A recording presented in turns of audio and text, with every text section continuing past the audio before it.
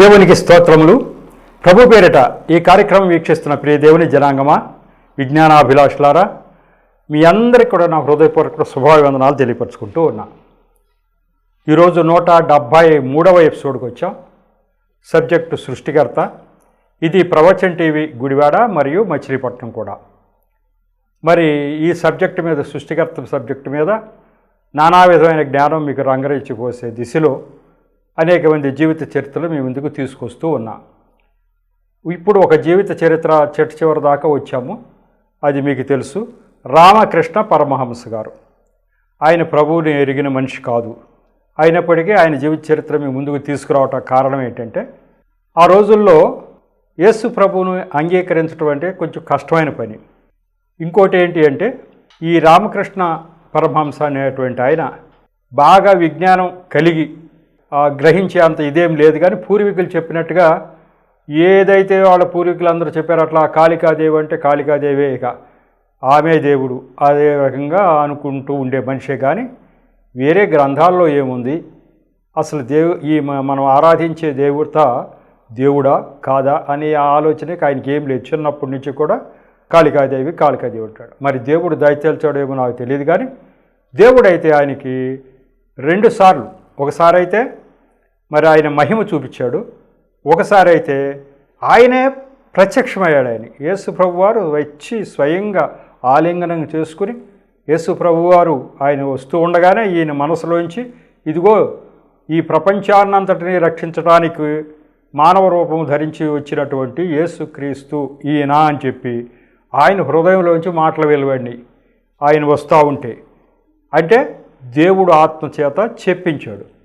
ఇక అలా చెప్పించిన తర్వాత చిన్నప్పటి నుంచి కూడా నేను కావాలనుకునేటువంటి దేవుడు ఎవరో కూడా నాకు ప్రత్యక్షం కాలేదు. కానీ ఈ దేవుడు వచ్చాయంటే వచ్చిన ఆయనే అసలు దేవుడు, మిగతా వాళ్ళు దేవుళ్ళు కాదు అని గ్రహించాలి ఈజీగా. ఎవరైనా అలా చేస్తారు. దేవుడు అంతవరకు మాత్రం చేస్తాడు.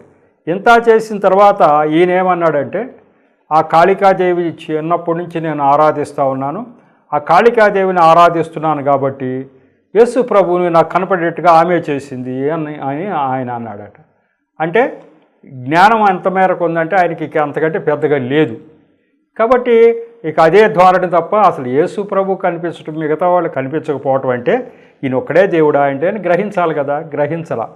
అంతేకాకుండా మరి అదేదో తాంత్రిక విద్యలు, భైరవి బ్రాహ్మణి అనే ఒక ఆమె వస్తే ఆమె దగ్గర 64 తాంత్రిక విద్యలు అవన్నీ నేర్చుకోవటం, ఆ క్షుద్ర పూజలు చేయటం, ఇవన్నీ కూడా చేయటం చేత ఏమో కానీ దేవుడు ఆత్మ ఆయన్ని విడిచిపెట్టి వెళ్ళిపోయటం జరిగి ఉండొచ్చు. దేవుడు ఆయనలో ఆలింగనం చేసుకుని ఆయనలోకి వచ్చినప్పుడు దేవుడాత్మ అసలు ఈయన ఆ కాళికాదేవి ఆ విగ్రహం ఛాయలకు కానీ ఆ లోపలకు కానీ వెళ్ళలేకపోయాట 3-4 రోజులు. అంటే సాతాను శక్తి ఈయన మీదకి రాకోకుండా దేవుడు చూచాడు. అయినప్పటికీ మనం ఎదిరించాలి ఎవరినైనా. మన సాతానుడు గర్జిన్స్ సింహంలాగా తిరుగుతూ ఉంటాడు. దాని మీద చక్కని వచనాలు ఉన్నాయి. ఈయనలో లోపం ఏంటి, ఏం జరిగింది అసలు అంటే, ఈయన విమానస్సుడుగా ఉన్నాడు. ఓ పక్క యేసుప్రభు వారు నేను దేవుణ్ణయ్యా బాబా అని చెప్తా ఉంటే, ఈయన మళ్ళీ ఏదేదో ఆ క్షుద్ర పూజలు చేసి ఆ విగ్రహాలు దేవుళ్ళు అంటాం ఇలా చేయటం చేత ద్విమనస్సుగా ఉన్న చోట దేవుడు ఉండడు. దేవుడు ఆయన మీద ధ్యాస కలిగి మనం ఉంటేనే అక్కడ ఉంటాడు. ఇక లేని చోట ఆయన ఆత్మ ఉండదు. కాబట్టి ఆ సాతానుడు మళ్ళీ జ్వరబడిపోయాడు.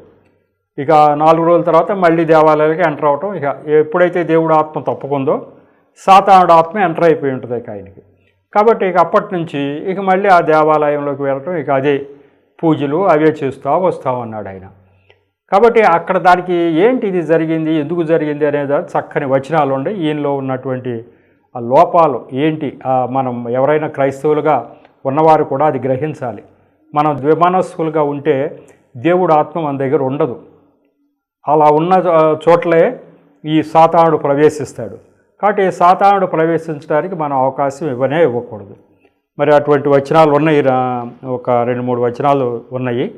ఆ వచనాలన్నీ మీకు సమయం వచ్చినప్పుడు చెబుతాను, టైం ఎక్కువ కన్జ్యూమ్ కాకుండా. ఆ వచనాలు ఏంటంటే, సాతానుడు ఏంటంటే మరి మనకి మనోనేత్రాలు గుడ్డితనం కలగజేయకూడదు. దేవుడు ఆత్మ మన దగ్గరికి వచ్చినప్పుడు ఆ సాతానుడు ఎంటర్ కాడు. కానీ సాతానుడిని మనం ఆరాధిస్తూ ఉన్నప్పుడు, సాతాను శక్తులను ఆరాధిస్తున్నప్పుడు, సాతానుడు మనలో ఎంటర్ అయినప్పుడు మరి మన మనోనేత్రాలకు గుడ్డితనం కలగజేస్తుంది. మరి ఇక్కడ రామకృష్ణ పరమహంస గారు అంతే కదా, యేసుబాబు గారు ప్రత్యక్షం అవటం ఏంటి, ఆ తర్వాత ఆ జగజ్జననే ఈయన్ని తీసుకొచ్చింది, అసలు దేవుడు జగజ్జననే అంటున్నాడంటే ఈయన మనోనేత్రాలు ఎంతగా గుడ్డితనం అవతరించిందో మనం ఆలోచించుకోవచ్చు. అది సాతానుడు చేయగలిగిన పని అది, మనోనేత్రాలకి గుడ్డితనం మరి అందరికీ కలగజేస్తాడంటే సాతానుడిని ఎదిరిస్తే వాడు ఏం చేయలేడు. సాతానుడు 1 పేతురు పత్రికలో ఉంది వచనం, సాతానుడు గర్జించు సింహంలాగా తిరుగుతూ ఉంటాడు. సాతానుడు శక్తి ఉండండో, సాతానుడు శక్తి లేదనుకోవచ్చు, దేవుడి శక్తి ముందు నిలబడలేదు, కానీ సాతానుడు కూడా శక్తి ఉంది. కాబట్టి గర్జించు సింహంలాగా ఎక్కడ జ్వరపడదామా అని చూస్తూ ఉంటాడు. భక్తులు ఎవరైతే ఒక అడుగు అటు ఒక అడుగు ఇటు వేస్తారో అటువంటి చోట ఎంటర్ అయిపోతూ ఉంటాడు. కాబట్టి ఆ యాకోబు పత్రికలో ఏం చేయాలి అంటే మనం సాతానుడిని ఎదిరించాలి, ఎదిరిస్తే వాడు పారిపోతాడు. ఎదిరించాలా ఇక్కడ, దీనికి చక్కని ఉదాహరణలు మీకు 2-3 చెప్పదలుచుకున్నాను నేను. సాతానుడిని మనం ఎదిరించాలి, మీ జ్ఞానం కోసం చెప్తా ఉన్నా. మరి నా యొక్క 72వ దర్శనంలో అట్లాంటి విషయమే జరిగింది. ఆ 72వ దర్శనం మరి ముఖ్యం ఏంటంటే, నా దర్శనాలు దేవుడు నాకు చూపించినవే మీకు ఎక్కువగా తీసుకురావాలి. బైబిల్లో ఉన్న వచనాలు అందరు పాస్టర్లు, అందరు సువార్థికులు చెప్తారు, కానీ దేవుడు నాకు చెప్పింది ఏంటంటే, నీవు నానా విధమైన జ్ఞానం ఇవ్వాలి. ఇదిగో ఇది ఎట్లా, ఎందుకు జరిగింది ఇది, దేవుడు దర్శించిన తర్వాత కూడా ఒక మనిషి ఎట్లా తొట్టిల్లాడు అంటే, తొట్టిల్లట కారణం ఏంటంటే ఆ మనిషి అటో కడుగు ఇటో అడుగు వేయటమే, సాతానుడు ఎంటర్ అవటానికి ఆయన అవకాశం కలగజేశాడు అని మనకు తెలుస్తూ ఉంది. నా 72వ దర్శనం ఒకసారి మీకు చదివి ఆ దర్శనంలో ఏం జరిగిందో వివరంగా చెప్తాను. లైట్గా చదివేస్తాను, అది కూడా ఎక్కువ టైం తీసుకోకుండా 72వ దర్శనం దాని గురించి మీకు చెప్తే మీకు ఒక ఐడియా వస్తుంది. అది 2018లో వచ్చింది, 10/10/2018. తెల్లవారుజామున కలలో ఒక దర్శనం ఇలా వచ్చింది. నేను గొట్టంతో ఏదో పానీయం త్రాగుచున్నాను, నా పొట్ట లోపల అంతా నురుగు బుడగలతో గ్యాస్ నిండి ఆ నీరు నేను తీసుకునేటువంటి పానీయం లోపలికి వెళ్ళటల్లా, కాసేపటికి బుడగలు పోయి పానీయం కొద్దిగా లోపలికి వెళ్ళింది. అమ్మ లోపలికి వెళ్ళింది పానీయం అని నేను సంతృప్తి పడతా ఉన్నా, కళ అంతమైపోయింది. ఇది కళ. దీనికి పూర్వాపరాలు ఏంటి, సందర్భం ఏంటి చెప్తే అసలు విషయం మీకు అర్థమవుతుంది.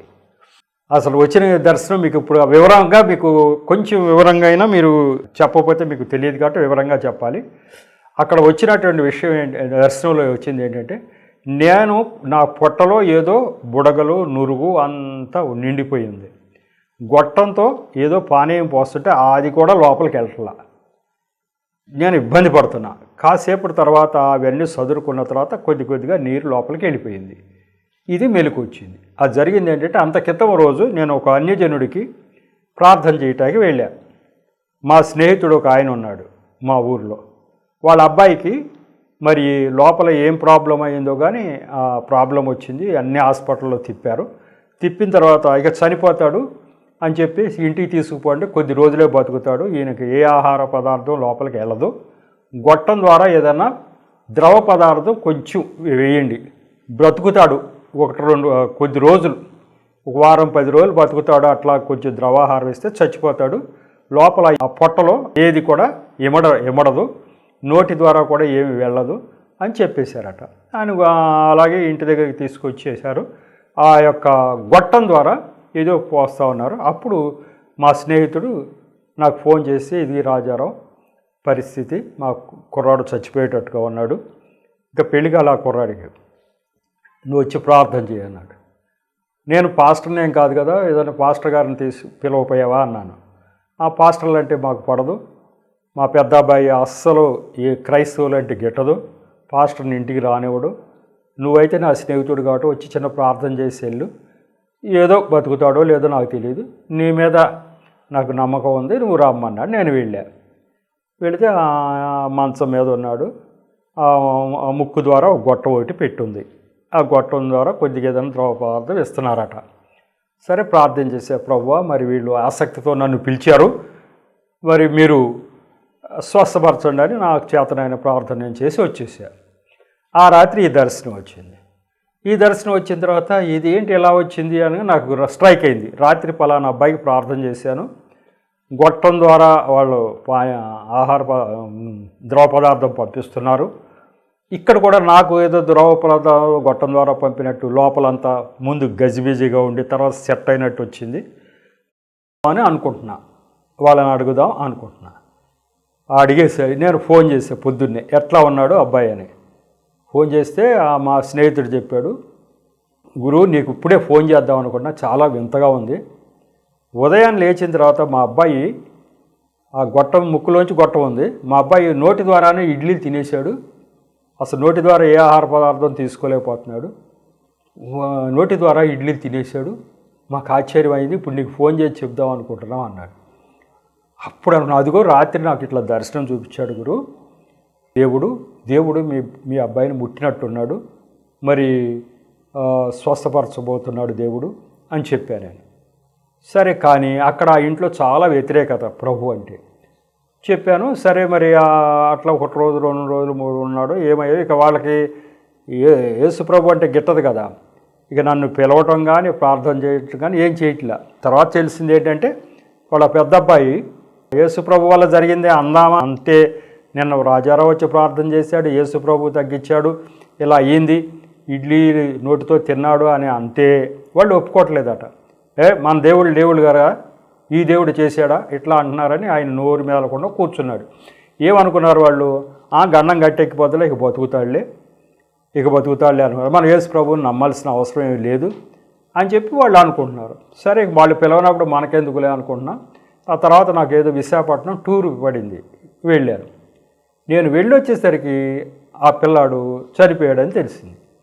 ఏంటి కథ అంటే ఇట్లా జరిగింది, 1 రోజు 2 రోజులు బాగానే ఉన్నాడు, మళ్ళీ తిరగబెట్టేసింది, మళ్ళీ మామూలు అయిపోయింది, హాస్పిటల్కు తీసుకెళ్ళాం, అక్కడే చనిపోయాడు, ఇలా సంగతి అన్నారు. నేను నువ్వేమో ఊళ్ళో లేవు నన్ను అన్నారు.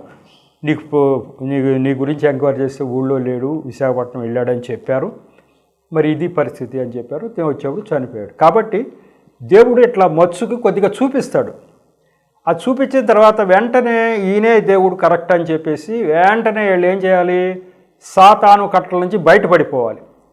తక్కిన వాళ్ళు ఎవరు దేవుళ్ళు కారు, యేసు ప్రభు ఒక్కడే దేవుడు. ఎన్ని సంవత్సరాలుగా మనం ఆరాధించినా మా పిల్లాడికి ఏం కాల.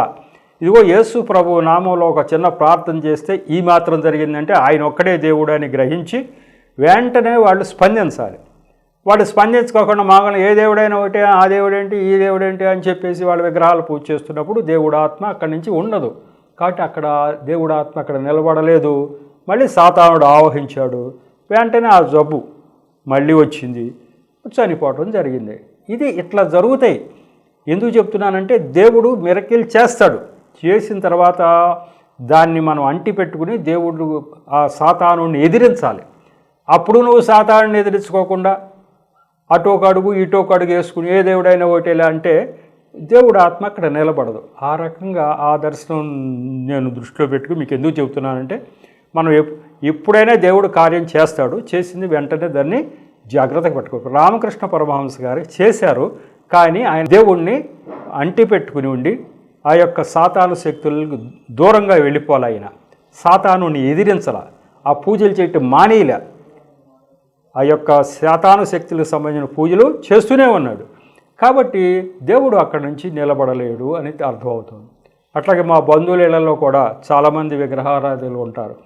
వాళ్ళ ఇళ్లలో కూడా నేను ప్రార్థన చేసినప్పుడు నేను వెళ్ళి వాళ్ళకి ఏదైనా చెప్తా ఉంటే ప్రభు గురించి వాళ్ళు అసలు పెద్దగా దాన్ని పట్టించుకుంటులా. ఏంటి కాదా ప్రభు అని చూస్తే దేవుడు చెప్పాడు, ఇదిగో వాళ్ళు సాతాను శక్తులను ఆరాధిస్తున్నారు, కాబట్టి నువ్వు ఎన్నన్నా చెప్పు, ఆ సాతాను శక్తులు వాళ్ళ దగ్గర అక్కడ ఉన్నంత కాలము వాళ్ళకి ఆ మనోనేతరాలకు ఆ గుడ్డితనం ఉంటుంది. వాళ్ళు ఎప్పుడైతే ఆ సాతాను శక్తులకు దూరంగా జరుగుతారో అప్పుడే నా కార్యాలు చూడగలుగుతారని నాకు దర్శనాలు చూపించడం జరిగింది. అప్పటి నుంచి ఇక వాళ్ళ జోలికి వెళ్ళటం కూడా లేదు. ఎందుకంటే ఇక వాళ్ళు సాతాను శక్తులను అంటే వాళ్ళు దూరపరచుకోలేరు కాబట్టి, ఆ పూజలు మానలేరు కాబట్టి దేవుడు అక్కడికి ఎంటర్ అవ్వడానికి వీలవ్వదు. అలా జరుగుతుంది. ఈ రామకృష్ణ పరమహంస గారి జీవితంలో కూడా అట్లాగే జరిగింది. ఆయన జీవితం చివరిదాకా చెప్పుకుంటూ వచ్చాం. ఇంకా 2-3 అంశాలు చెప్పి ఈయనకి లాగానే దేవుడు ఒక చక్కని ఉదాహరణ మీకు చెప్తా.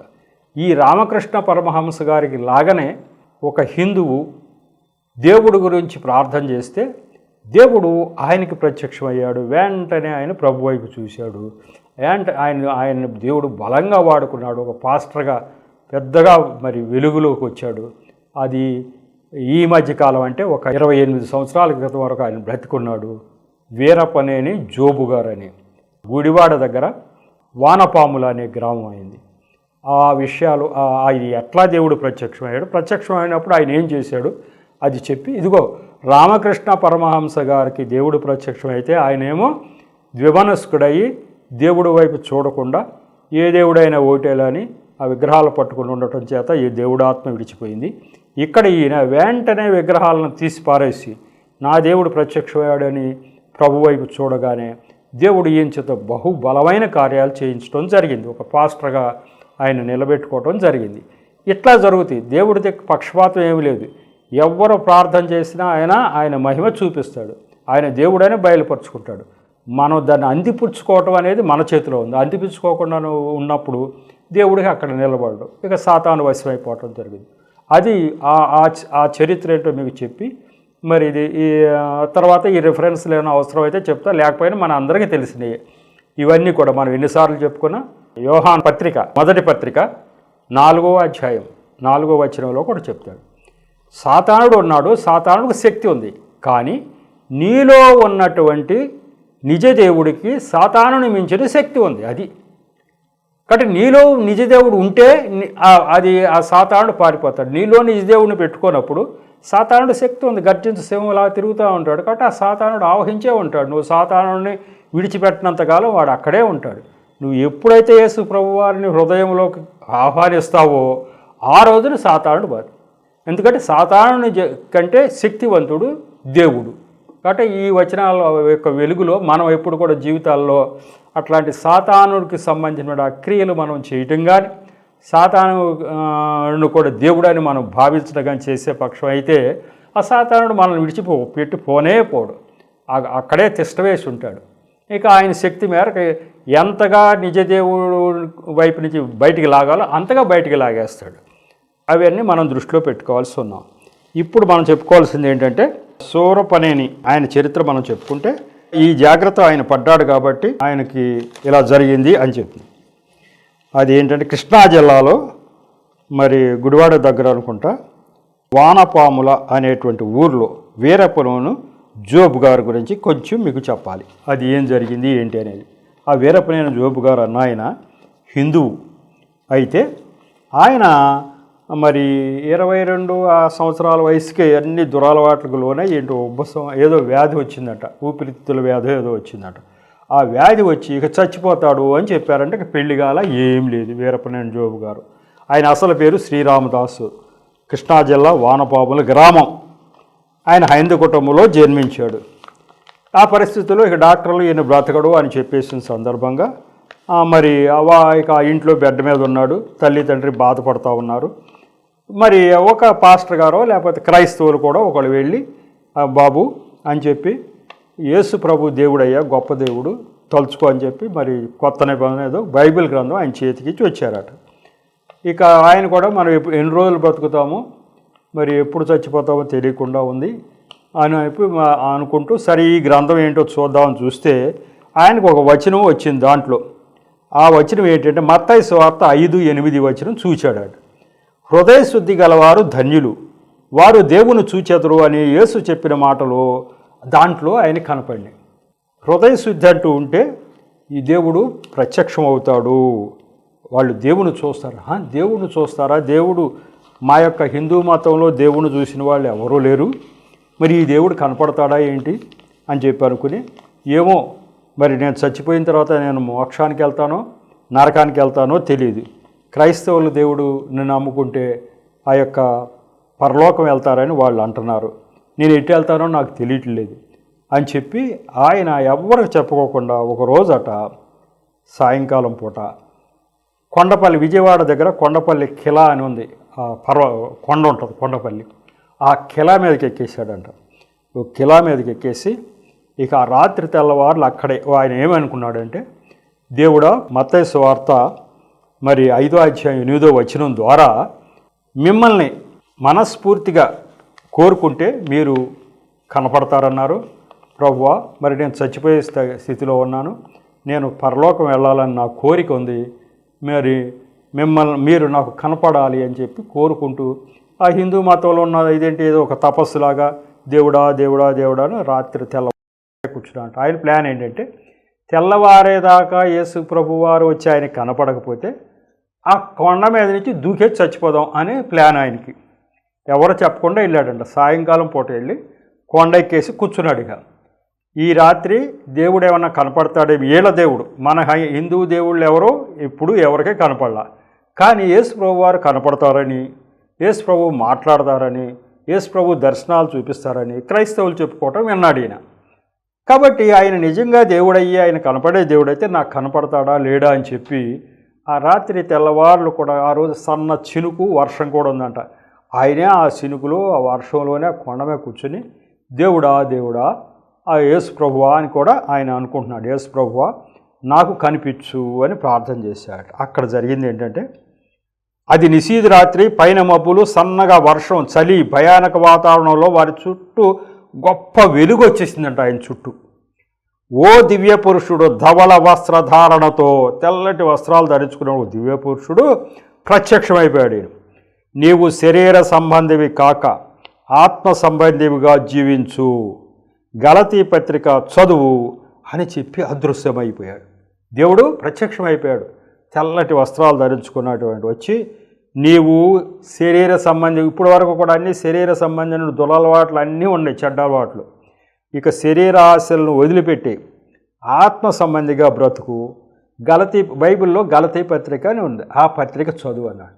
ఇట్లా దేవుడు చెప్తాడని చెప్తాడు. నాకు అనేక దర్శనాల్లో ఫలానా వాక్యం చదువు అని చెప్పి వచ్చేది. ఆ వాక్యం నాకు వినిపించేవాడు.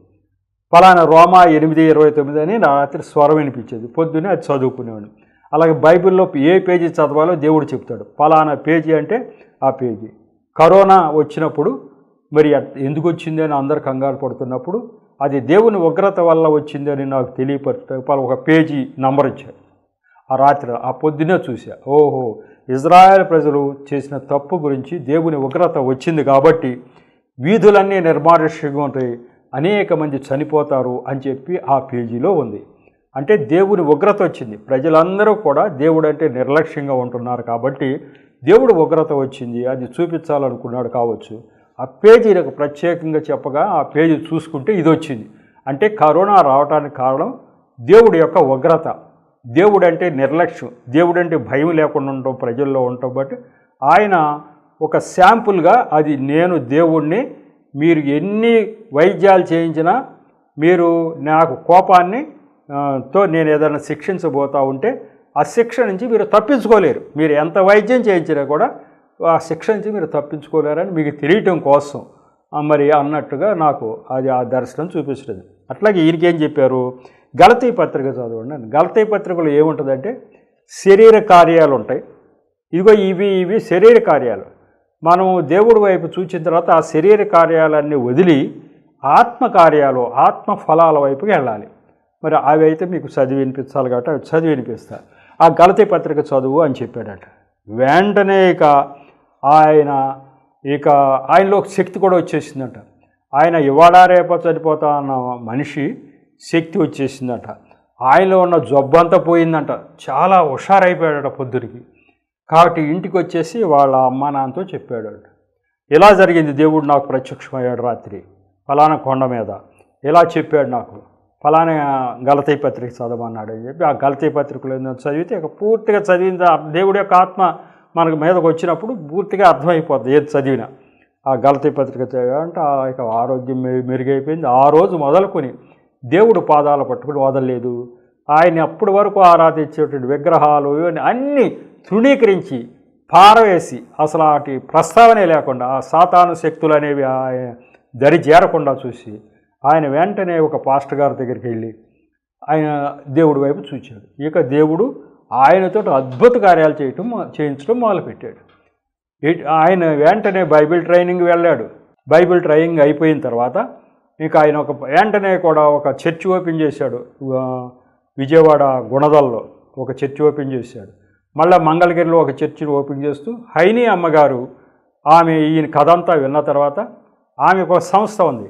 ఆమె ఈయన దగ్గరికి వెళ్ళి, బాబు నువ్వు మా సంస్థలో పనిచేసే పక్షం అయితే అవసరమైన సహాయం అంతా నేను చేస్తానని చెప్పినప్పుడు ఆయన దానికి ఒప్పుకున్నప్పుడు మంగళగిరిలో పెద్ద అనాథాశ్రయం, ఆమె అనాథాశ్రయం అక్కడ మచిలీపట్నంలో నడుపుద్ది.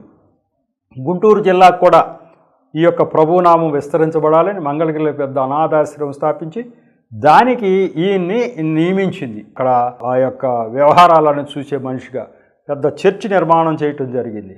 అలా ఇక ఈయన ప్రార్థనలు చేస్తే ఎన్నో కార్యాలు, ఎన్నో అద్భుతాలు దేవుడు చేయించాడు. ఆయనేమో హిందువు, అసలు యేసు ప్రభు ఎవరో తెలియదు. వాళ్ళ కుటుంబంలో అగ్రవర్ణాలకు చెందిన చౌదరి కుటుంబం వాళ్ళది.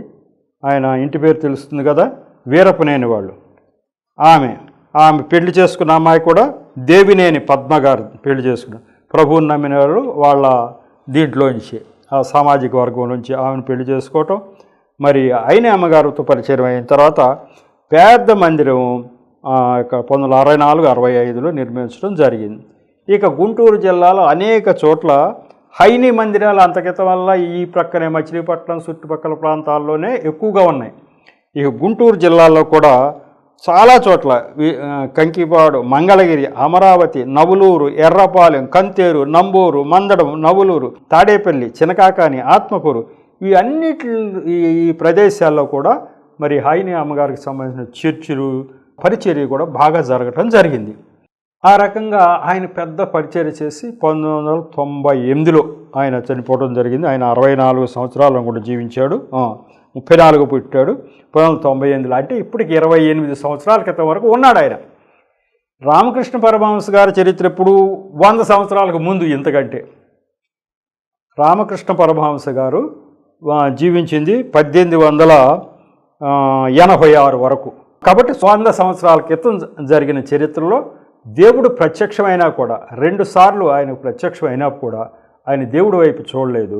మరి ఆయన దేవుడి వైపు చూడకపోవడానికి కారణం అంటే సాతాను శక్తుల్ని ఆశ్రయించటం, ద్విమనస్సుడుగా ఉండటం, ఒక అడుగు ఇటు ఒక అడుగు అటు, ఏ దేవుడైనా ఒకటే అనుకోవటం. అట్లాంటి పరిస్థితుల్లో ఆయన్ని దేవుడు విడిచిపెట్టడం జరిగింది. కానీ ఈయన్ని, ఒక హిందువు అయినటువంటి ఈ పిల్లాడిని దేవుడు వెంటనే ఏ రోజైతే ప్రత్యక్షమయ్యాడో ఈయనొక్కడే దేవుడు, మిగతా వాళ్ళు దేవుళ్ళు కాడు అని నిర్ధారణ చేసుకున్న తర్వాత, హృదయంలోకి ఆయన్ని దేవుడిని ఆహ్వానించిన తర్వాత ఆయన ద్వారా గొప్ప పరిచర్య దేవుడు చేయించుకోవడం జరిగింది. దీన్ని బట్టి మనకు అర్థమయ్యేది ఏంటంటే, మన చేతిలోనే ఉంది. దేవుడు ఎవరికైనా అయ్యా అని చెప్పి మనం ప్రార్థన చేస్తే, ఆయన హిందువే కానీ ఇంకోళ్ళే కానీ ఆయన ప్రత్యక్షపరచుకోవటానికి ఏదో చేస్తాడు. కానీ మనం కానీ ఈ యొక్క సాతాను శక్తుల్ని విడిచిపెట్టుకోకుండా, వాళ్ళని ఎదిరించకుండా ఉన్న పక్షం అయితే సాతాను శక్తులదే పై చెయ్యి, దేవుడు అక్కడ ఉండడక. ఆ సాతాను శక్తులే ఆయన ఆక్రమించి ఉంటాయి. కాబట్టి సాతాను శక్తుల్ని విడిచిపెట్టిన పక్షం అయితే ప్రభువు ఆత్మ మనకు దగ్గర అవుతుంది. ఆయన నిత్యము మాట్లాడతాడు. ఇప్పుడు నాకు 100 దర్శనాలు చూపించాడు అంటే, నేను ఒకప్పుడు హిందువుగా ఉన్న ఆయన 100 దర్శనాలు నాకు చూపించాడు, మాట్లాడాడంటే, నేను ఇదివరకు చేసినటువంటి ఆ మార్గం కరెక్ట్ కాదని నిర్ణయించుకున్నా, దాన్ని విసర్జించా, దాన్ని తృణీకరించా. ఇదిగో ఈది దేవుడే కరెక్ట్ అని ఈయన వైపుకి వచ్చా. కాబట్టి దేవుడికి ఆత్మ నాలో ఉండి అనేక దర్శనాలు నాకు చూపిస్తూ వస్తున్నాడు. ఈ దర్శనాల ద్వారా ఆయన ఎవరో నేను గ్రహించడమే కాకుండా ఆయన శక్తి ఏంటో నేను రుచి చూడటానికి వీలవుతూ ఉంది. కాబట్టి ఈ దర్శనాల ద్వారా అనేక మందికి ఈయన ఒక్కడే దేవుడు, ఇలా దర్శనాల్లో మాట్లాడటం అనేది ఈయన వల్లే అవుతుంది తప్ప ఇంకెవరి వల్ల కాదు అనేది తెలిసినట్లయితే, ఒకరోజు కాకపోతే ఒకరోజైనా ఈయన వల్లే జరుగుతుంది కానీ ఇంకెవరి వల్ల జరగలేదని, ఇంకెవరు మిగతా వాళ్ళెవరు దేవుళ్ళు కారని వాళ్ళు అర్థం చేసుకోవటానికి వీలవుద్ది. ఈ దర్శనాలు నాకు వచ్చినాయే నేను ఎవరికీ చెప్పననుకో, ఏ దేవుడైనా ఒకటే అనుకుంటారు. నేను చెప్తే ఇది ఎట్లా అయ్యింది, ఇక్కడ ఉన్నవాళ్ళు ఎవరు ఏం చేయలేంది, ఈయన ఎట్లా చేస్తున్నాడు, ఈయన ఒక్కడే దేవుడా ఏంటి? ఇగో ఇవే దర్శనాలే ఉదాహరణ, ఈ దర్శనాలే రుజువులు, ఇవే సాక్ష్యాలు. కాబట్టి మనం ఏదో ఒకటి చేయాలి. మనకి ఈ లోకంలో పోని ఏదున్నా ఏది లేకపోయినా మన క్రియలు బట్టి మన ఫలాలు మనకు వస్తనే, కానీ చచ్చిపోయిన తర్వాత వెళ్ళే ప్లేస్కి బైబిల్ గ్రంథంలో చెప్పబడినట్లు దేవుడి దగ్గరికి పరలోకం మనం చేరాలంటే ఖచ్చితంగా బైబిల్ గ్రంథంలో దేవుడు ద్వారానే తప్ప ఇంకొక మార్గం లేదు. కాబట్టి మనం ఆ యొక్క బైబిల్ గ్రంథంలో దేవుడు పాదాలు పట్టుకోకపోతే మనం నిత్య నరకానికి వెళ్ళిపోతాం. చూస్తూ చూస్తూ మనంతట మనమే నిత్య నరకంలోకి వెళ్ళిపోతున్నామే అని చెప్పి ఆలోచించుకోవటానికి వీలవుతుంది. ఈ యొక్క దర్శనాలు మనం ఇంకొకళ్ళు చెప్తే, నేను చెప్పేది మీకు చెప్తే, మీరు ఇంకొకళ్ళు చెప్తే, అట్లా తెలిసి ఓహో దేవుడు ఈయన అని వాళ్ళు గ్రహించడానికి అన్యజనులకి వీలవుతూ ఉంటుంది.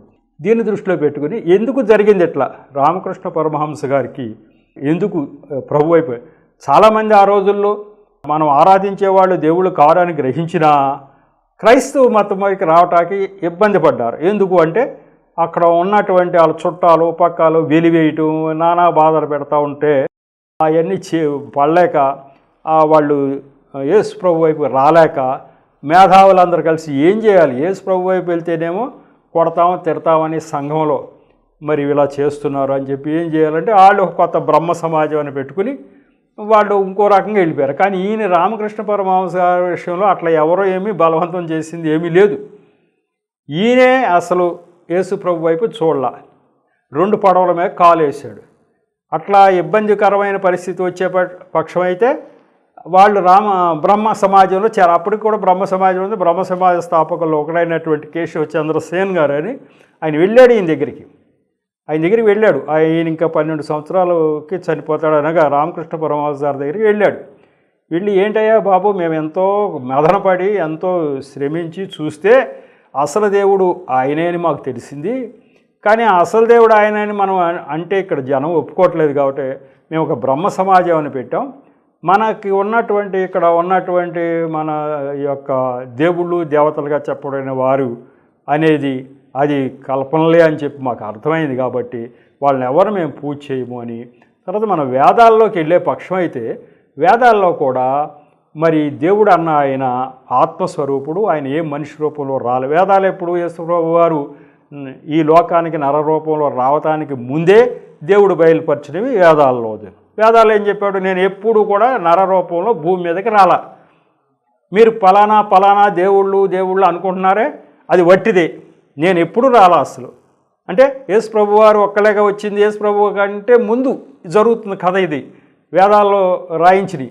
కాబట్టి నేను ఎప్పుడూ భూమి మీదకి రాలా, నేను ఆత్మస్వరూపుడిని, ప్రపంచమంతా ఉంటాను, నేను ఆత్మస్వరూపుడిని. నాకు ఏ విగ్రహంలో పలాని రూపమని పలాని అంటాకి నా రూపం నువ్వు చూసావా, నేను ఎప్పుడన్నా వచ్చానా? కాబట్టి నా రూపమే నీకు తెలియదు. కాబట్టి నువ్వు చేతులు పైకెట్టి ప్రార్థన చేయటమే ఆత్మస్వరూపుడిని నేను, నా విగ్రహం అనేది మరి అందుకే నేను కాదు అంటున్నానని చెప్పేశాడు. ఆ దృష్టిలో పెట్టుకుని మేము విగ్రహాలను ఎవరిని పూజ చేయం, ఇవన్నీ వట్టియే. మా వేదాల్లో చెప్పబడిన మాటలు ఇవి. మా వేదాల్లో మరి ఏ రూపంలో నేను లేను, ఆత్మస్వరూపుణ్ణి, ఏ పూజ ఏ విగ్రహం చేయటానికి వీల్లేదు అని చెప్పి దేవుడు వేదాల్లో చెప్పాడు. కాబట్టి మేము వచ్చేట్లా మరి ఎవరికి చేయాలంటే సృష్టికర్త, ఆ సృష్టికర్తకి ఏదో పేరు పెట్టుకోవాలి. కాబట్టి అదే బైబిల్ గ్రంథంలో దేవుడు సృష్టికర్త అంటే పక్కోడు ఒప్పుకోవట్లేదు. కాబట్టి ఈ గొడవ అంతే ఎందుకని మేము ఆ సృష్టికర్తనే బ్రహ్మ అనుకుంటున్నాం, మా సృష్టికర్తని బ్రహ్మ అనుకుంటున్నాం. కాబట్టి మేము దేన్ని చేయము, పూజ చేయము, ఏ విగ్రహానికి పూజ చేయము. మరి ఆకాశం వైపు చేతులెట్టి దేవా బ్రహ్మ అని అంటాం, ప్రార్థన చేస్తాం అని చెప్పి వాళ్ళు చేయటం జరిగింది. బ్రహ్మ అని ప్రార్థన చేస్తామని చెప్పడం జరిగింది. అంటే కేశవ చంద్రసేన్ గారు ఆ యొక్క వివరణ అంతా ఈయనకి చెప్పినప్పటికీ, ఆ సంభాషణ అంతా జరిగినప్పటికీ ఆయనలో ఏమాత్రం చలనము లేకుండా ఉంది. రామకృష్ణ ఇక చలనం లేదని చెప్పేసి ఆయన రామకృష్ణ పరమహంస గారిని వదిలిపెట్టేసి కేశవ చంద్రసేన్ గారు వచ్చేసారు. కాబట్టి ఈ యొక్క ఉదంతం ద్వారా మనం గ్రహించవలసింది ఏంటంటే, ఇట్లా 2 పడవల మీద కాలు వేసి అలా ఉండే పక్షం అయితే మనము అసలు దేవుడిని మనం దూరం చేసుకున్నట్టు అవుతుంది, సాతానుడు మనల్ని ఆక్రమిస్తాడు. ఈ విషయంలో జాగ్రత్త పడదాం. మరి తర్వాత వచ్చేసరికి వేరే మరి ఈ రామకృష్ణ పరమహంస గారి శిష్యుడు ఇంకో ఆయన ఉన్నాడు, ఆయన గురించి చెప్పుకుందాం. వివేకానందుడు, ఆయన చరిత్ర చెప్పుకుందాం. ఇప్పటికైతే మరి ఈ యొక్క ఎపిసోడ్ని ముగించుకుందాం. దేవుడి యొక్క మాటలు దీవించును కాక చిన్న ప్రార్థన చేసి ముగిస్తా. కృపగల దేవ, మహాపరిశుద్ధుడా, ప్రేమగల తండ్రి, ప్రభువా మీకు వందనాలు స్తోత్రాలు చెల్లించుకోండి. ఈరోజు ఈ 173వ ఎపిసోడ్ను కూడా తగిన నడిపించారు, నన్ను మరుగుపరిచారు, నా నోటి ద్వారా మీరు మాట్లాడారు. అంతేకాకుండా ప్రభువా వింటున్న బిడ్డల హృదయాలకు తెరిచి విషయాన్ని గ్రహించే శక్తిని వారికి దయచేశారు. అదే కాకుండా వారికి తగిన ప్రేరణ ఇచ్చి ఈ విషయాలన్నీ వారి పక్కన ఉన్నటువంటి అన్ని జనులతో పంచుకోవటానికి, ఈ జ్ఞానమంతా వారికి తెలియపరచడానికి మీరు సహాయం చేస్తున్న వందనాలు స్తోత్రాలు తండ్రి. ఇక ముందు కూడా మరి ఈ పరిచర్యని దీవించడం, నిరంతరం మీ కాపుదల మా అందరి మీద ఉంచి ఆశీర్వదించమని మా ప్రభువును రక్షకుడైన యేసు నామములో పరమ తండ్రిని ప్రార్థించి వేడుకుంటున్నా తండ్రి. ఆమేన్. మీ అందరికీ మరొకసారి ప్రభునామములో వందనాలు తెలియపరచు. వందనాలు.